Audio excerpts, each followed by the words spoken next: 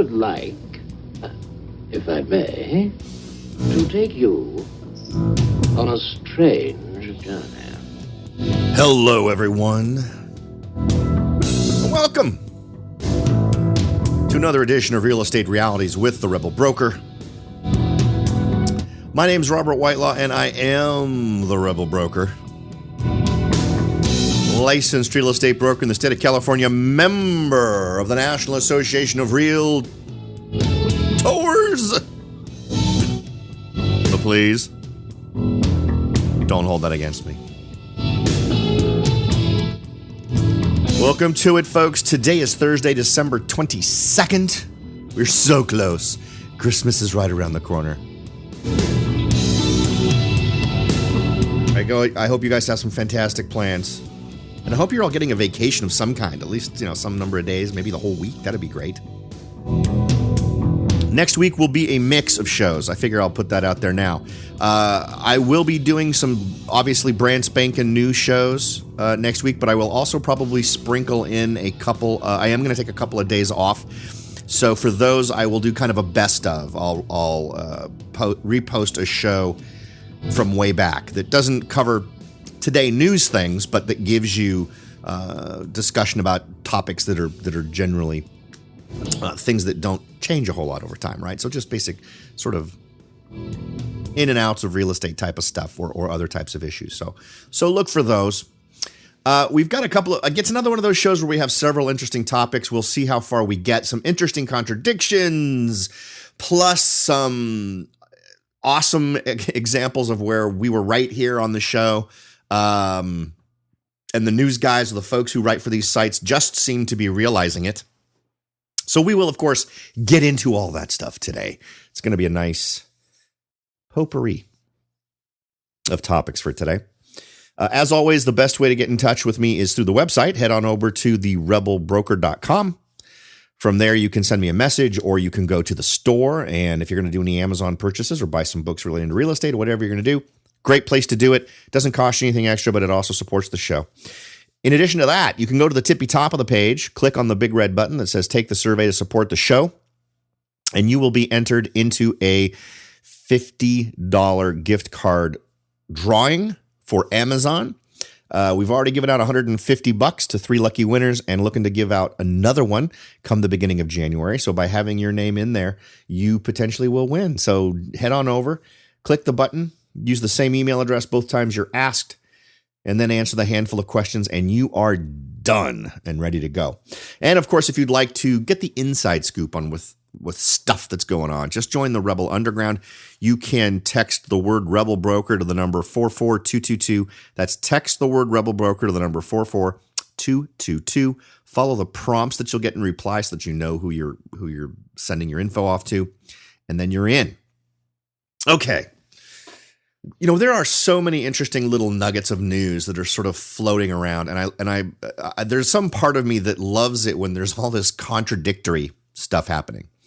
One thing that I thought was particularly interesting was a headline from Housing Wire. And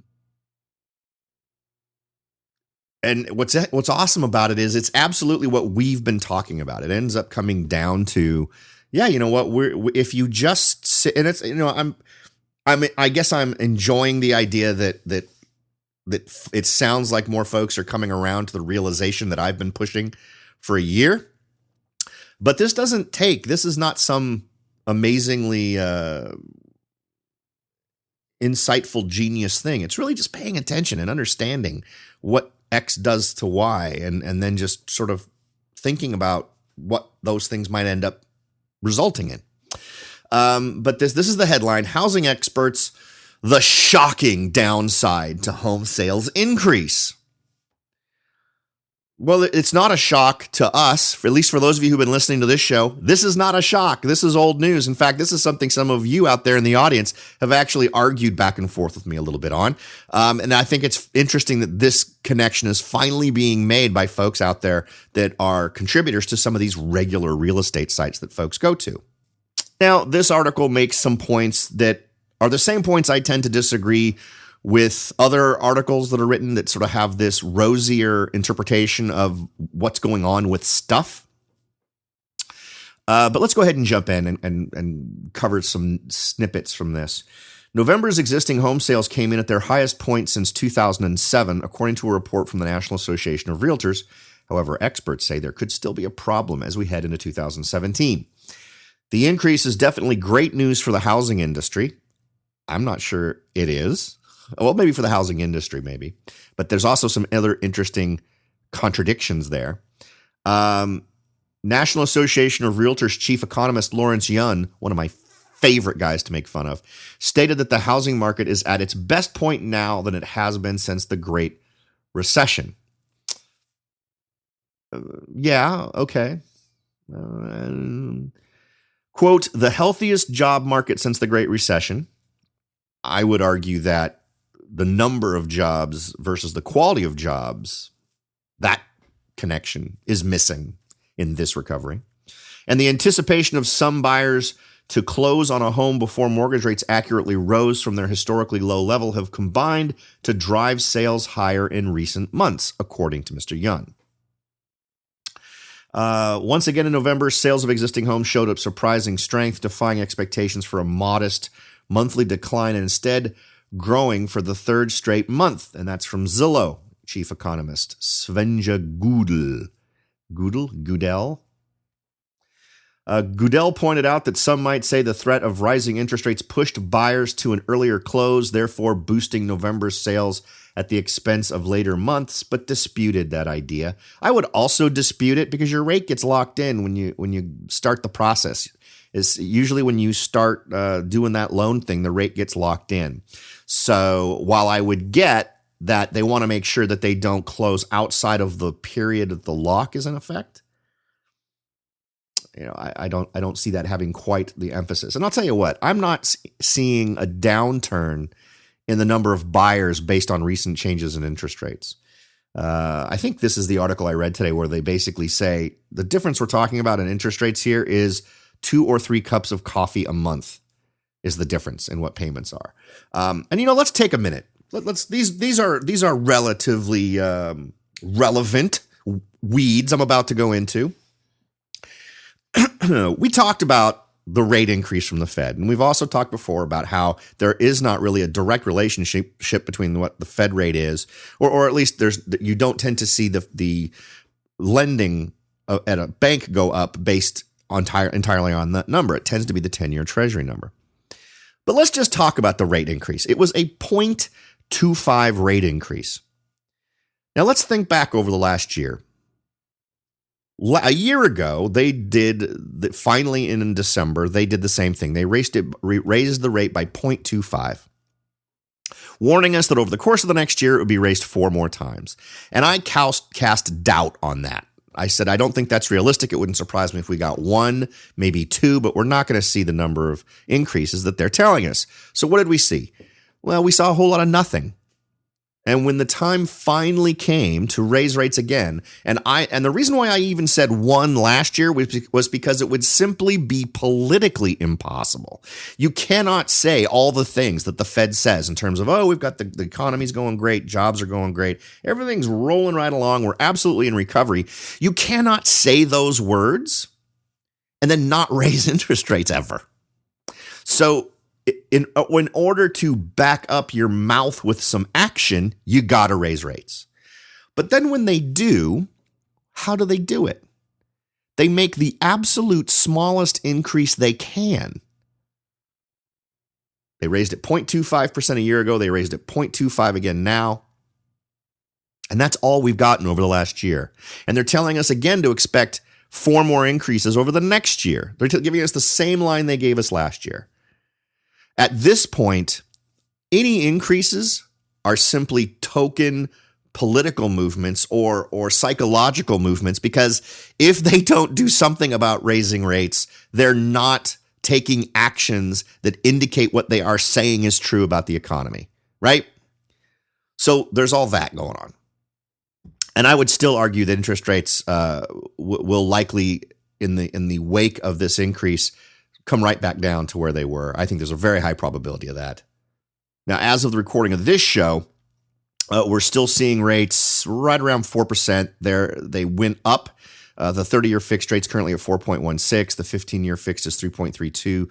The 5/1 adjustable rate mortgage is at 3.5. All of those are up from the previous week. So, and again, I think that's totally a normal thing. And as the rate usually does after the Fed does a rent hike, after that uncertainty thing sort of flows around for a little bit, the rate does tend to come back down. But anyway, what's interesting here is what they go on to say, some of the things that they infer or conclude in this article that I think dovetail perfectly into what we've talked about in terms of what happens when you create more buyers and create more folks out there who want to buy. And the point I'm really making relating to the interest rates is I don't think that's a substantial thing. I don't think the interest rates are causing buyers to move away from buying.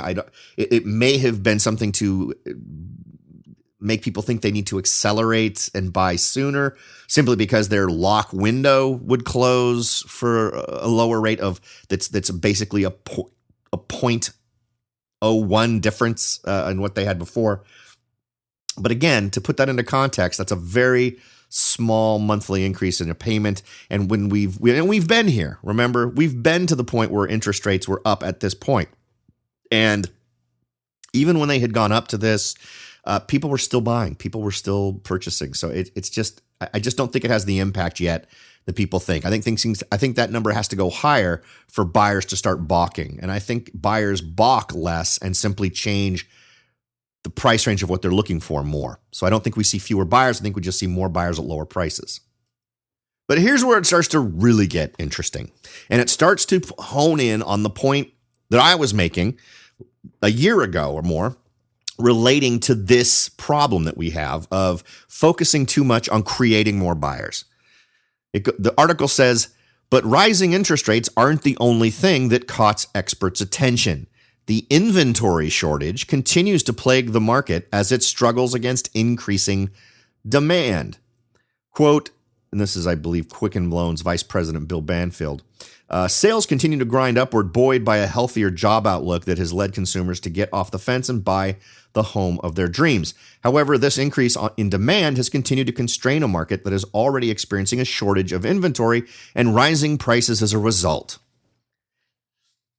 And that's where we find ourselves. Now, remember what we've talked about. For those of you who are relatively new to the show, maybe you didn't hear some of the things we've talked about that have been going on over the last year.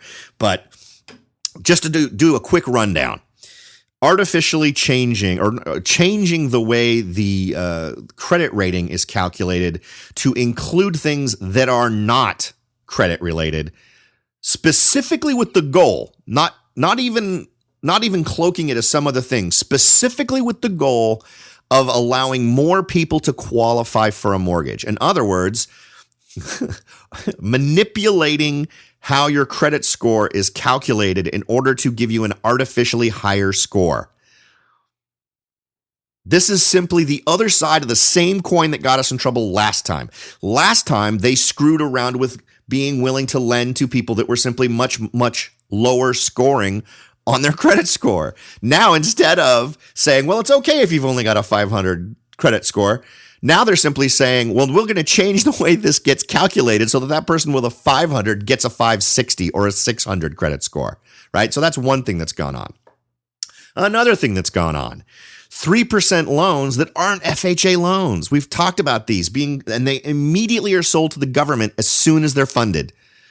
So this is not the banking industry saying, wow, you know what, these 3% down loans, these make a lot of sense. We're going to jump in and do these, and we're going to do it for folks who would otherwise be considered subprime borrowers. Because that's who they're aimed at.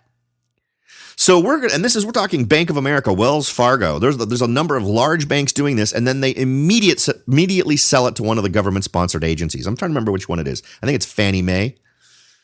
So that's another one. Then we've talked about other lending instruments that have in the South, special programs that have been created with 0% down. Again, aimed at subprime borrowers. We are doing the exact same thing we did last time, but we're doing it in a way that feels different, I guess, but achieves the exact same thing.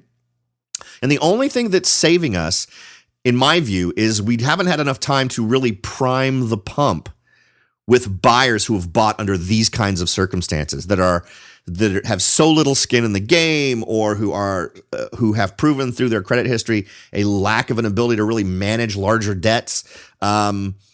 So what we are doing is what we did last time, which is open the doors wide to far more people who want to buy, which artificially then, so we're already creating a bad scenario in terms of the folks who are getting to borrow money, ending up being folks who are at most at risk. And if things go bad, they'll default first, right?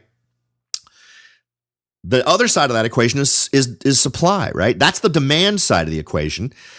And the government and all of the government-sponsored agencies are doing all these things to create more and more buyers because that supposedly is the solution to the problem. That's not the solution to the problem. The problem has never been a demand-side problem, at least not for the last 3 years. It has been a supply problem. You look at any of the numbers relating to how many homes are being built, how many homes are going onto the marketplace. We've got people who own homes who are delaying their decision to sell out of uncertainty and concern. And we have tons of homes not being built. And I've posted this graph. Go to my Pinterest page. It's got to be there at least 20 times. For different times we've talked about this on the show, where we are nowhere near even close. I mean, you could go back 15, 20 years, and we're nowhere near the level we need to be in terms of creating new homes. What we have been doing is creating new apartment complexes, which, and I've talked about this, I think, a show this week, maybe last week. Those are our next condos, baby. Those things are going to get converted into condos, I think, as soon as we start to see this market start to turn around. But anyway, the point here being, the net result now is higher prices. We've artificially created more buyers, which puts more stress on the current level of supply, and prices go up. So again, just as last time, we have artificially boosted home prices based on this idea that we've created more buyers at a time when what we needed to do was make it a whole hell of a lot easier and less expensive for builders to build homes. Okay, that's article number 1. Article number 2 today. I love how these all kind of relate. I love it. Anyway, the article is titled, "Why Aren't Home Builders Building?" I think that's a super interesting question. And we're going to talk about it more in just a minute. We're going to take a quick break, but when we come back, we're going to talk about why aren't home builders building. So don't go away. We'll be right back. Are you ready to jump in and start your search for your first investment property? Maybe you've decided that it's time to own your own home, or maybe you're ready to sell your home and move on to something new. No matter what your goal is, the Rebel Broker can help. That's right. Aside from hosting this show, I am also the owner broker of Whitelaw & Sons Real Estate Services right here in Silicon Valley. With over 25 years experience serving Silicon Valley, Morgan Hill, San Martin, and Gilroy, I or one of my great agents can help you achieve your goals in real estate. So if you're ready to look into taking that next step towards achieving your real estate goals, point your browser at www.soldbyrobert.com. That's www.soldbyrobert.com and get in touch. Let me show you how I will earn your business and your respect. Again, that's www.soldbyrobert.com, or you can call me at 408-852-0525. California Bureau of Real Estate ID 00984-909. Welcome back, everyone. We are talking numbers here a little bit. We're talking about what we just finished talking about what the popular media has already kind of figured out, that we've now got ourselves right back where we were in terms of enabling subprime borrowers to become borrowers and jump in and become buyers, which means they cause prices to go up. You add buyers to a marketplace where the supply is not increasing, and the cost for each one of those things in that supply will go up, which is exactly what got us in trouble last time. Now we're dovetailing it into construction. Well, why aren't things being built? And we've been pointing this out for a long time. The disconnect between what the National Association of Home Buyers, for instance, keeps telling us, and what the members of the National Association of Home Builders, the builders, actually do. So here's an article. There's 2 articles on this. I'll post both of them in the show notes for today's show. At face value, the numbers make no sense. A monthly survey of homebuilder confidence in December, released Thursday from the National Association of Home Builders, spikes to the highest level in 11 years. That's the highest level of confidence in 11 years. Okay? What was 11 years ago? 11 years ago was just before the downturn. So it's the highest since they were insanely confident because people were paying piles and piles of money. There were tons of subprime borrowers, and it seemed like an endless pool of potential profit. However, then the numbers come out on how much home construction is going on by the U.S. Census, and those numbers dump 19%. So confidence rips up to this crazy high level, and the amount of things that they would be doing if they were confident drops 20%. It's the disconnect between what they say and what they do. So we've got this really ridiculous disconnect, a totally lack of grokking what would solve this problem, right? The arguments that we've put out before are, one way to really minimize this is to take a lot of the roadblocks associated with building a home in terms of creating lots of homes, not just a one-off, right, where an individual wants to build a home on a lot. But if you've got builders who want to build a development, get out of the way. Given we've covered before how much additional regulation compliance costs have gone into effect just over the last 10 years. And it's ridiculous. And then beyond even that, beyond the stuff you have to deal with relating to those regulations, then there's the basic graft that goes on. And I think it's horribly dishonest, where builders are simply required to write a check to the local county or city or whatever per house that gets built, in some areas to the tune of $100,000. And if you don't think the buyers are paying that, you're nuts. That's a cost that's being translated directly down to the buyers, and that sort of stuff needs to be stopped immediately. The landscape needs to be one where it's financially feasible for a builder to build reasonably priced homes for people and still be able to walk away with some profit, or else they simply will not do it. And that's the world we live in right now. They don't cater to that marketplace, not because they're evil, but because at the end of the day, they need to make money on their investment of time, money, resources, and all those other wonderful things they need to do to get a house built. And when that stack is ridiculously high already, of all the before a home is even built, all the money they have to spend in terms of compliance and regulations and all these other things, it becomes nuts. And so you end up with them catering more to just above the higher end, because it's not financially feasible to do it at the lower end and then walk away with any kind of money in your pocket. So what do we do with this? I mean, it's an observation. It annoys the hell out of me. I would love to see there being incentives for builders to come out. It would be so easy to do. It would be so easy to do.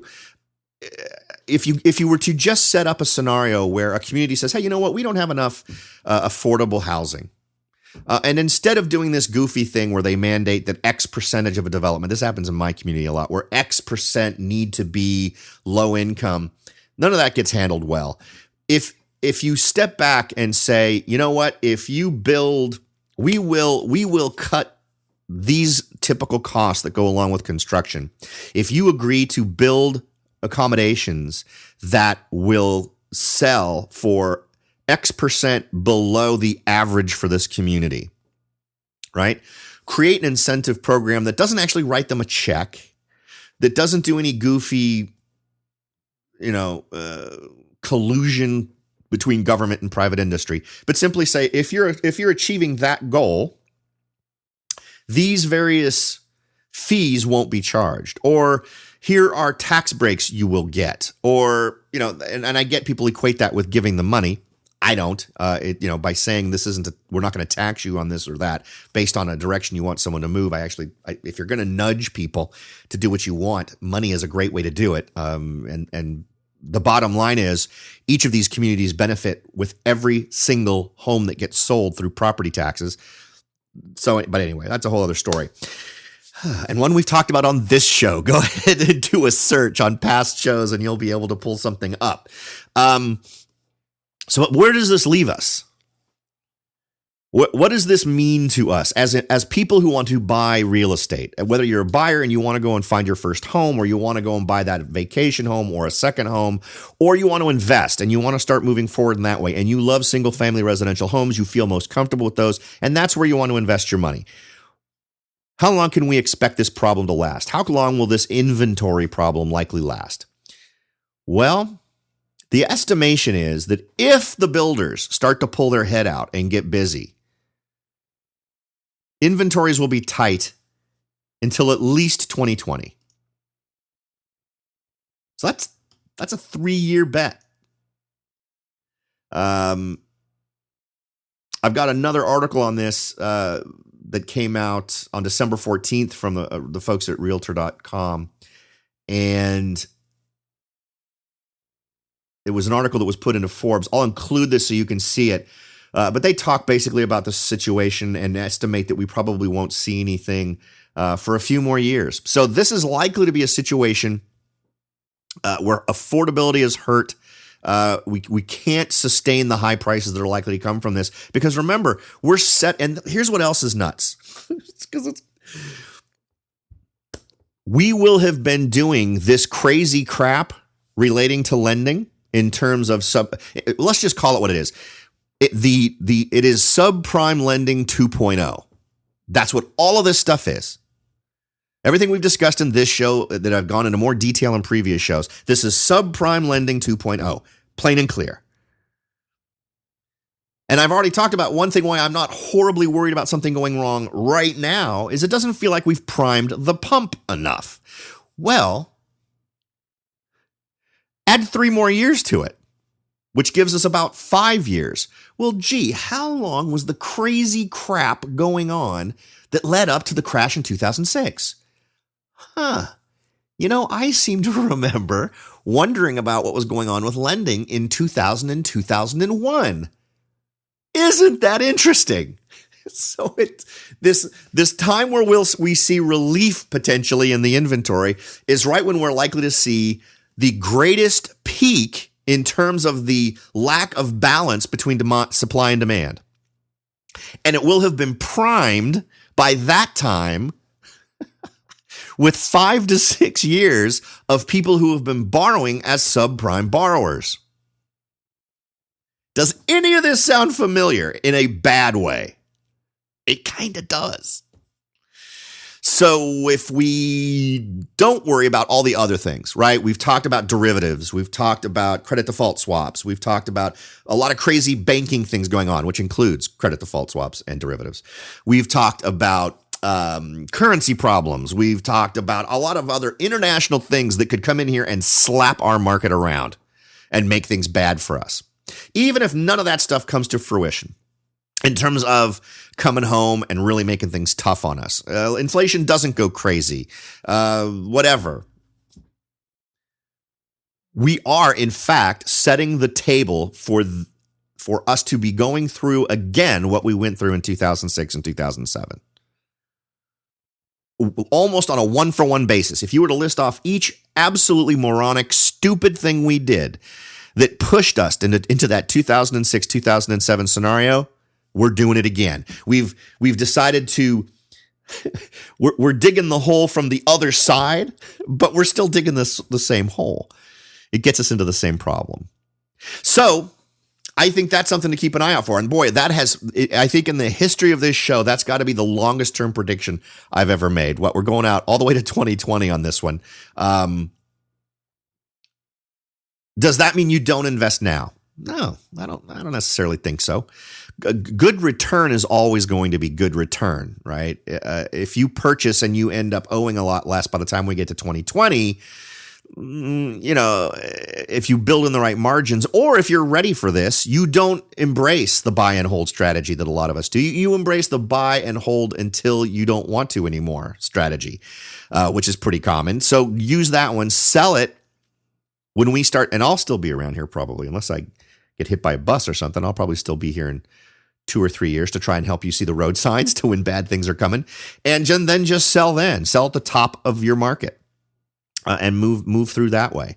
Am I not going to go and look at stuff in Sacramento because I'm worried about this thing that's going to happen in 2020? No. I'm absolutely going to push through, because here's another thing that was a pretty good truth last time around. Rents didn't go down. Rents fluctuated a little bit, but relatively minor fluctuations, and then continuously went up from there as more people were unable to stay in their homes and had to find rental properties. So from that standpoint, if we're using the last experience as any kind of a guide, rental properties should actually still continue to do well. Okay, and finally, wow, we're almost kind of right on the money here. Another article from Housing Wire: cash sales in September increased for third month in a row.